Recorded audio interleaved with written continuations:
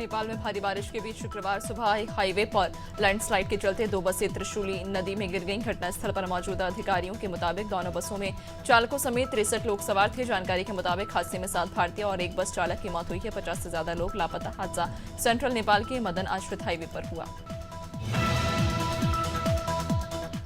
शराब नीति घोटाले में दिल्ली के मुख्यमंत्री अरविंद केजरीवाल को सुप्रीम कोर्ट ने अंतरिम जमानत दे दी है। जस्टिस संजीव खन्ना ने जमानत देते हुए कहा, केजरीवाल ने 90 दिनों की कैद झेली है। हम निर्देश देते हैं कि उन्हें अंतरिम जमानत पर रिहा किया जाएगा। जस्टिस खन्ना ने कहा कि यह मामला बड़ी बेंच को ट्रांसफर कर रहे हैं।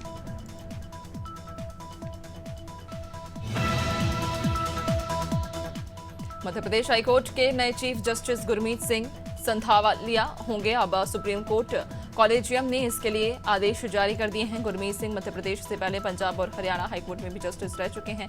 जस्टिस गुरमीत सिंह 1986 में चंडीगढ़ के डीएवी कॉलेज से बीए ऑनर्स और 1989 में चंडीगढ़ के पंजाब। इलाहाबाद हाईकोर्ट ने पहली बार अंग्रेजी, हिंदी और संस्कृत 3 भाषाओं में एक साथ फैसला सुनाया। ऐसे कोर्ट की ऐतिहासिक पहल माना गया।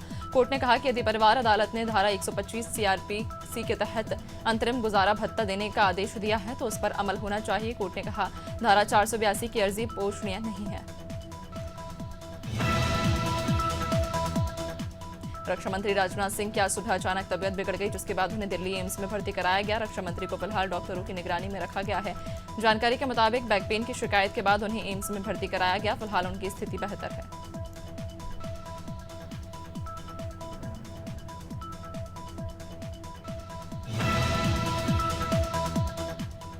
अनादि टीवी की खबर का बड़ा असर हुआ है। मध्य प्रदेश की मोहन सरकार ने बड़ा फैसला लिया। मोहन सरकार अब समर्थन मूल्य पर 8 क्विंटल के बजाय 12 क्विंटल प्रति हेक्टेयर मूंग खरीदेगी। मुख्यमंत्री डॉक्टर मोहन यादव ने विधायकों की बैठक में निर्देश भी जारी किए। शिक्षा और परिवहन मंत्री राव उदय प्रताप सिंह ने हरदा में इसकी घोषणा कर दी।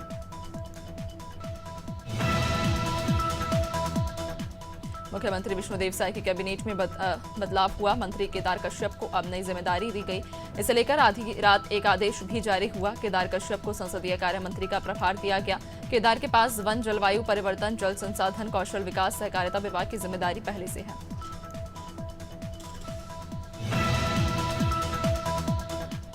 छत्तीसगढ़ के वन मंत्री केदार कश्यप को अतिरिक्त प्रभार सौंपा गया। वर्तमान दायित्व के साथ उन्हें संसदीय कार्य मंत्री का प्रभार भी सौंपा गया। देर रात मंत्री केदार कश्यप को मुख्यमंत्री विष्णुदेव साय समेत तमाम मंत्रियों ने इसके लिए बधाई दी। मानसून सत्र को ध्यान में रखते हुए मंत्री केदार कश्यप को ये अहम जिम्मेदारी दी गई है। छत्तीसगढ़ विधानसभा का सत्र 22 जुलाई से शुरू होगा। केंद्र और मध्य प्रदेश सरकार मोटे अनाज के उत्पादन और उपभोग को बढ़ावा दे रही है, जिससे कुपोषण से निपटा जा सके। प्रदेश में बच्चों को मिड डे मील में मिलेट्स के पकवान मिलेंगे। सहायिकाओं को फिर भोजन बनाने की जिम्मेदारी मिलेगी। मध्य प्रदेश में करीब 97,000 से ज्यादा आंगनबाड़ी केंद्र संचालित।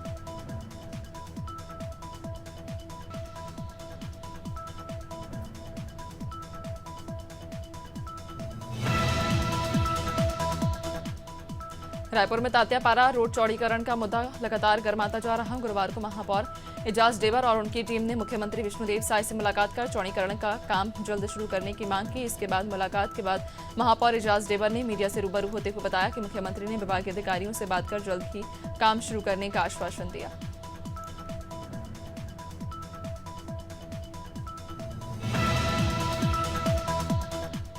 अग्निवीर पर केंद्र सरकार के फैसले के 2 साल बाद सीआईएसएफ और बीएसएफ ने पूर्व अग्निवीरों को 10% आरक्षण देने का ऐलान किया।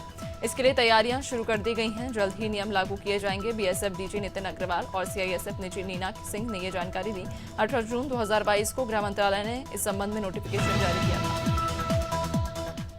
कटनी जिला न्यायालय ने अहमदनगर में हुए ट्रिपल मर्डर केस में 8 साल बाद फैसला सुनाते हुए आरोपी को आजीवन कारावास की सजा सुनाई है। साथ ही आरोपी पर 8,000 रुपए का जुर्माना लगाया। आरोपी अहमद हुसैन कुरैशी ने 4 अक्टूबर 2016 को जमीन विवाद के चलते अपनी पत्नी समेत 2 मासूम बच्चों की हत्या कर दी थी।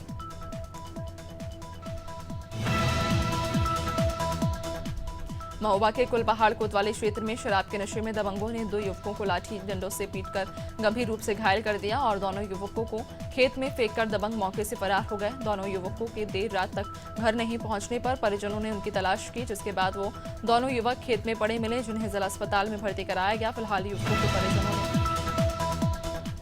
कन्नौज में युवती के साथ दुष्कर्म करने का मामला सामने आया। मामला छठिया थाना क्षेत्र के एक गांव का है, जहां आरोपी कामांध शोहदे ने घर में अकेली युवती के साथ रेप किया। इसके बाद विरोध करने पर आरोपी ने युवती के साथ मारपीट की और धमकी देने के बाद फरार हो गया। वहीं इस मामले में पुलिस ने केस दर्ज कर आरोपी की तलाश शुरू कर दी है।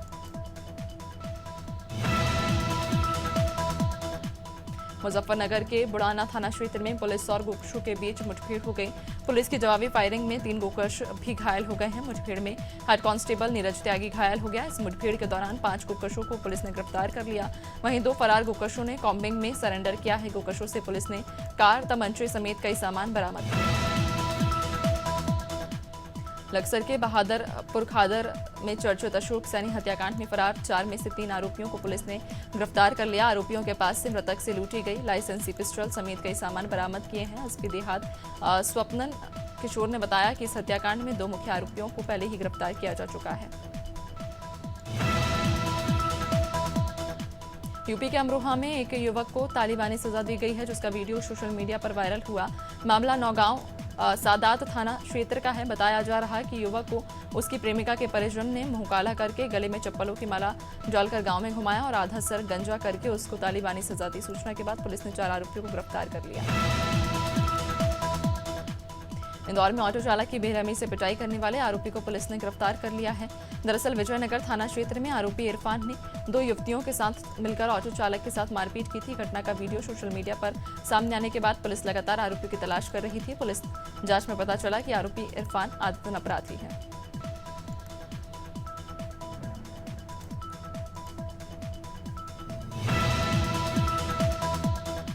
सोनभद्र के रॉबर्ट्सगंज पुलिस ने 4 जनपदीय लुटेरों को गिरफ्तार कर लिया है। पुलिस ने आरोपी के कब्जे से लूटे गए जेवरात, मोबाइल, एक तमंचा समेत कारतूस बरामद किया है। मामले का खुलासा करते हुए एएसपी कालू सिंह ने बताया कि 9 जुलाई को पीड़ित महेश कुमार ने थाने में लूट की शिकायत की थी, जिसके बाद पुलिस आरोपियों को तलाश कर रही थी।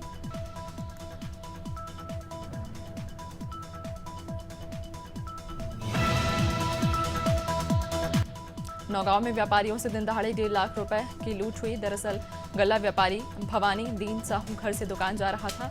ईसान नगर चौराहे पर वह खुले लेने के लिए एक दुकान पर रुका था। इस दौरान बाइक से आए 2 युवक उनका बैग छीनकर फरार हो गए। घटना का सीसीटीवी वीडियो भी सामने आया है। घटना की जानकारी पर पुलिस ने मामले की जांच शुरू कर दी। जबलपुर के गढ़ा थाना क्षेत्र में ई रिक्शा चोरी के मामले में पुलिस ने 2 आरोपियों को गिरफ्तार कर लिया है। गढ़ा थाना क्षेत्र से एक ई रिक्शा चोरी हुआ था, जिसके बाद पुलिस ने सीसीटीवी फुटेज के आधार पर आरोपियों की तलाश शुरू की और संजय दुबे और राम यादव को गिरफ्तार किया। पुलिस ने आरोपियों के पास से ई रिक्शा को बरामद कर लिया है।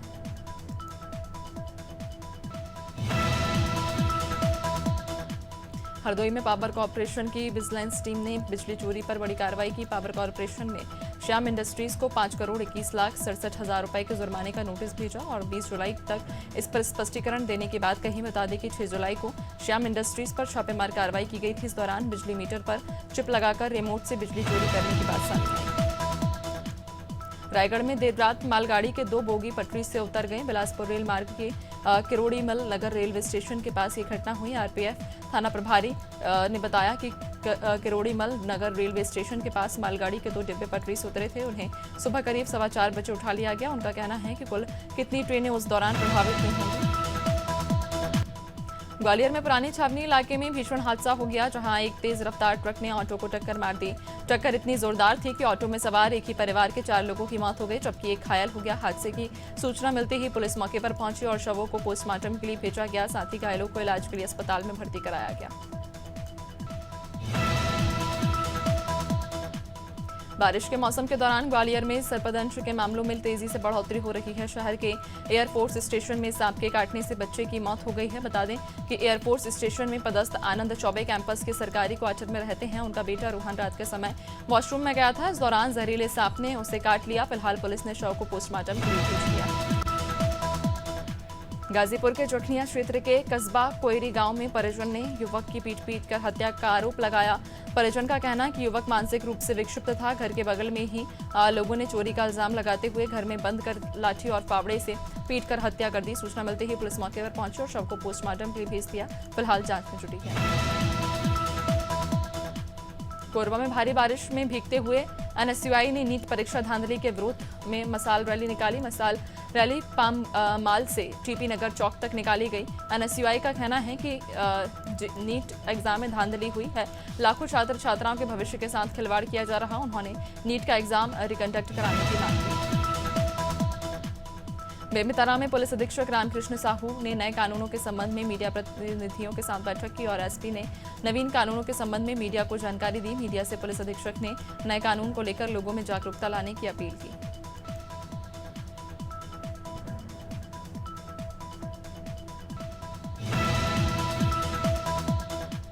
सरगुजा में पीएम आवास योजना घोटाले मामले में 2 जनपद सीईओ समेत 3 लोगों पर एफआईआर दर्ज हुई। दरअसल जिला प्रशासन को पीएम आवास पूरा कराने का टारगेट दिया गया था, लेकिन क्षेत्र में लंबे समय से आधे अधूरे पीएम आवास की जानकारी जिला प्रशासन को मिल रही थी, जिसके बाद इसकी जांच कराने पर घोटाले की बात सामने आई।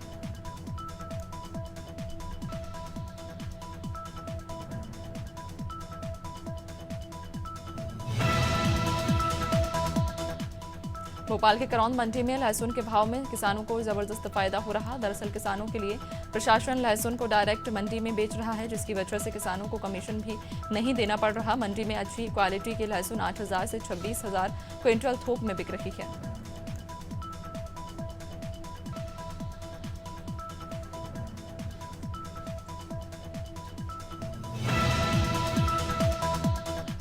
अमरवाड़ा के ग्राम पंचायत बड़े गांव में पेयजल संकट लोगों के लिए परेशानी बनता जा रहा। दरअसल बड़े गांव ग्राम पंचायत में नल जल योजना के तहत कुआं और सरकारी बोर है, जिससे ग्रामीणों को पानी सप्लाई होता है, लेकिन ग्राम पंचायत की लापरवाही से किसान के खेत में बिछी पाइपलाइन फूट गई है, जिसे अब तक सुधारा नहीं गया। ग्रामीणों ने प्रशासन से समस्या का जल्द समाधान करने की मांग की। Indian renewable energy development agency limited IREDA के शेयरों ने आज अपना नया ऑल टाइम हाई बनाया। शुरुआती कारोबार में कंपनी का शेयर करीब 6% चढ़कर 303.70 रुपए के स्तर पर पहुंच गया। हालांकि अब कंपनी का शेयर 5.32% के तेजी के साथ 298.79 रुपए पर कारोबार कर रहा। कंपनी जियो फाइनेंशियल सर्विसेज लिमिटेड के शेयर आज फोकस में हैं। कंपनी ने बताया कि उसे नॉन बैंकिंग से कोर इन्वेस्टमेंट कंपनी में परिवर्तित करने के लिए रिजर्व बैंक से मंजूरी मिल गई है। पिछले साल जियो फाइनेंशियल सर्विसेज ने रिजर्व बैंक ऑफ इंडिया के पास आवेदन किया था। इसने 21 नवंबर 2023 को दोनों एक्सचेंजों को ये जानकारी दी थी। सेंसेक्स 900 अंक से ज्यादा चढ़कर 80,893 के रिकॉर्ड हाई पर पहुंच गया है। निफ्टी भी 270 अंक ऊपर है। ये 24,592 के ऑल टाइम हाई पर पहुंच गया। हालांकि अभी बाजार रिकॉर्ड हाई से थोड़ा नीचे आया है। सेंसेक्स 700 अंक और निफ्टी 200 अंक ऊपर कारोबार कर रहा है। सेंसेक्स के 30 शेयरों में से 25 में तेजी और 5 में गिरावट। एयर इंडिया ने अपने यात्रियों के लिए real time baggage tracking service शुरू कर दी है। इसके लिए टाटा ग्रुप की एयरलाइन कंपनी ने अपनी ऑफिशियल वेबसाइट और ऐप पर बैगेज ट्रैकिंग फीचर जोड़ा है। इसके जरिए पैसेंजर अपने बैगेज को लाइव ट्रैक कर सकेंगे। कंपनी ने ये सर्विस खोए हुए और देरी से मिलने वाले बैगेज की शिकायत दूर करने के लिए शुरू की है। बॉलीवुड में आमिर खान को लगता है कार्लोस अल्कारेज सर्वकालिक महान खिलाड़ियों में से एक हैं। साथ ही उन्होंने कहा, मैं शर्त लगा सकता हूं इस बार विंबलडन का खिताब अल्कारेज जीत सकेंगे। आमिर खान लंदन में हैं। विंबलडन 2024 देखने पहुंचे हैं।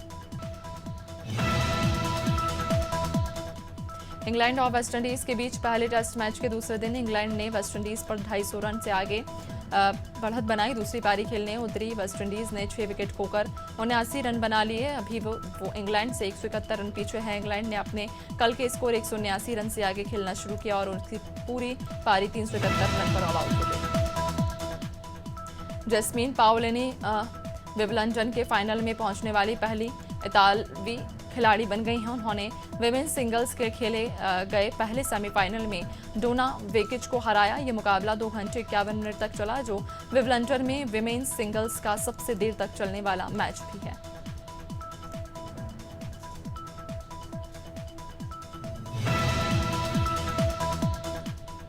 पाकिस्तान क्रिकेट टीम के पेसर शाहीन शाह अफरीदी पर हेड कोच और टीम स्टाफ से बदसलूकी का आरोप लगा है। कोच और टीम स्टाफ ने पाकिस्तान क्रिकेट बोर्ड PCB से शिकायत की है। इस बात की जांच की जाएगी और कि घटना के दौरान टीम मैनेजमेंट ने शाहीन पर एक्शन क्यों नहीं लिया।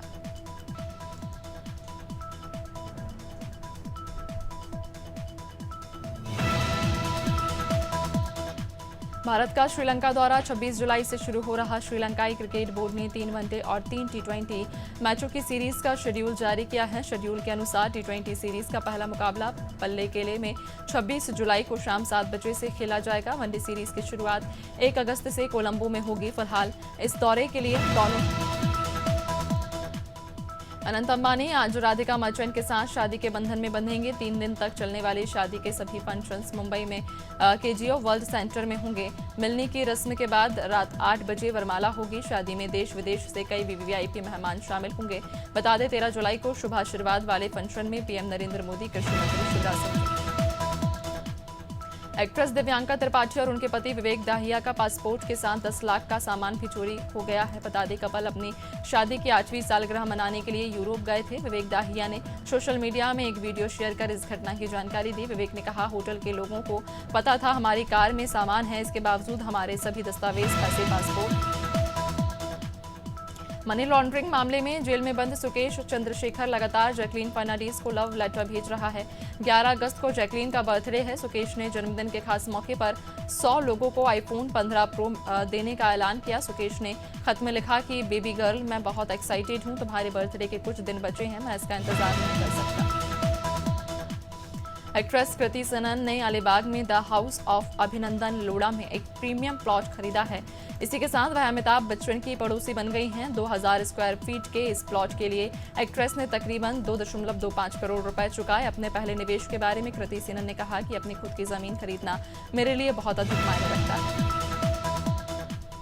मॉडल नताशा इन दिनों अपनी पर्सनल लाइफ के चलते सुर्खियों में हैं। क्रिकेटर हार्दिक पांड्या के साथ उनकी शादीशुदा लाइफ को लेकर लगातार अफवाहों का बाजार गर्म है। हालांकि अब तक हार्दिक और नताशा दोनों ने इस पर कोई रिएक्शन नहीं दिया। नताशा ने इंस्टाग्राम पर एक नया वीडियो शेयर किया जिसमें वो कम जजमेंटल होने और दूसरे के प्रति सहानुभूति रखने के बारे में बात कर रही हैं।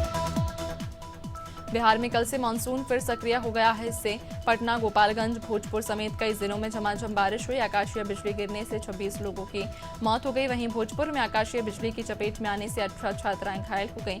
मौसम विभाग ने आज प्रदेश के 32 जिलों में बारिश का अलर्ट जारी किया है। इसमें 13 जिलों में ऑरेंज अलर्ट और 19 जिलों में येलो अलर्ट है।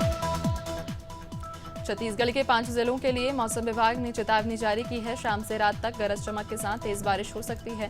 मौसम विभाग ने आज बारिश होने के संकेत दिए हैं। वहीं कल तेज बारिश होने से मौसम में ठंडक घुल गई। मानसून की बारिश भले ही मौसम में नमी लाकर राहत दे रही हो, लेकिन किसान परेशान हैं। पिछले 10 दिनों में औसत वर्षा झारखंड के कई जिलों में मानसून एक बार फिर एक्टिव हो गया। मौसम विभाग ने अगले 24 घंटे पूरे जिले में बारिश की संभावना जताई। इस दौरान तापमान में भी 4 से 5 डिग्री की गिरावट हो सकती है। राजधानी रांची में 20 मिलीमीटर बारिश हुई है। वहीं गुमला जिले के डुमरी में सबसे अधिक बारिश हुई।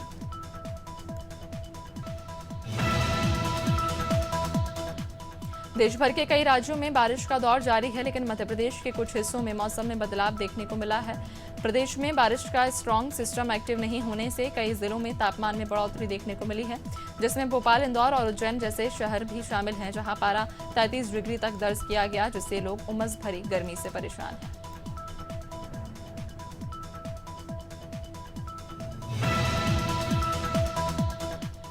यूपी में बिजली गिरने से 5 लोगों की मौत हो गई है। आज 51 जिलों में भारी बारिश का अलर्ट, बिजली गिरने की संभावना है और तेज हवाएं भी चलेंगी। बारिश के कारण नदियां उफान पर हैं और कई जिलों में बाढ़ जैसे हालात हैं। अगले 4 दिनों तक भारी बारिश की चेतावनी। सबसे ज्यादा 35.7 मिलीमीटर अम्बेडकर नगर में बारिश हुई। सबसे कम तापमान बरेली में रिकॉर्ड किया गया।